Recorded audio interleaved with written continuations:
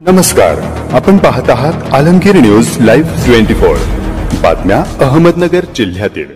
आज दिनांक 26 जून 2024 बुधवार रोजी जय श्री युवराज पवार यांनी अधीक्षक राज्य उत्पादन शुल्क कार्यालयात निवेदन देण्यात आले।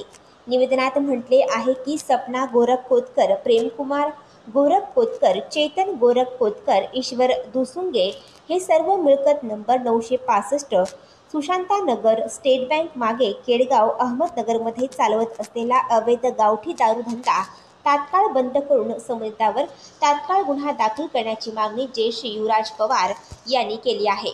मी माझ्या कुटुंबासमवेत केडगावात कायमस्वरूपी रहिवासी आहे, तसेच या परिसरात अनेक कुटुंब हे राहत आहेत। वरील विषयातील नामक व्यक्ती या भागात गावठी दारू विक्री करत आहेत।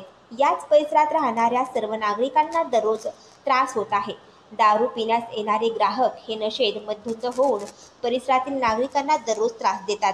परिसरात महिला, लहान मुले, मुली व नागरिक या भयभीत व असुरक्षित झाले आहेत। मद्यधुंद झालेले ग्राहक परिसरातील महिला व इतर नागरिकांसमोर लज्जा उत्पन्न होईल असे वर्तन दररोज करतात। यामुळे महिलांना बाहेर निघणेही मुश्किल झाले आहे। वरील विषयातील यांना विनंती केल्यास ते अरेरावीची भाषा वापरतात व याबाबत जर कोणी तक्रार केली तर त्यास जीवे मारू अशी धमकी देतात। पोलिसात जाताल तर पोलीस देखील आमचे काही करू शकत नाहीत, पोलिसांना आम्ही हप्ते देतोत अशा प्रकारे वक्तव्य करतात। साहेबांना विनंती आहे की सदरील गावठी दारू विक्री धंदा तात्काळ बंद करावा अशी मागणी युवराज पवार, पुष्पराज पवार, संजय गीते भांडगे आदींनी केली आहे।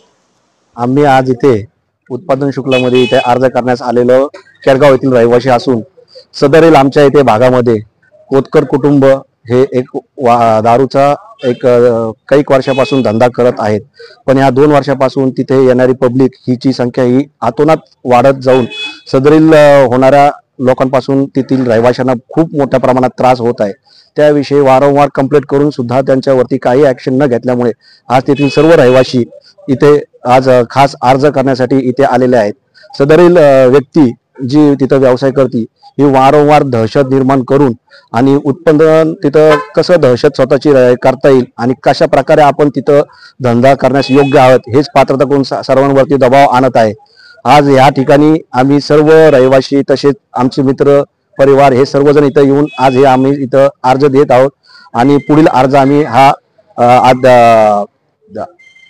SP ऑफिस आणि कोतवाली ऑफिसला सुद्धा देऊन सदरील धंदा बंद करावा ही आमच्या तिथल्या रहिवाशांची मागणी आहे। कायमस्वरूपी बंद करावा ही आमच्या इथली मागणी आहे आणि जो पण तो धंदा बंद होत नाही तो पण आम्ही वारंवार पोलीस स्टेशन सगळ्या पोलीस स्टेशनला सर्व रहिवासी जाऊन आम्ही तिथं त्यांच्या मागे हा आग्रह धरणार आहे आणि जर झालं नाही तर तिथं शेवटी जाऊन आम्ही तिथं आमच्या घरातले सर्व आणि आम्ही ते जाऊन उपोषणाला बसणार आहे।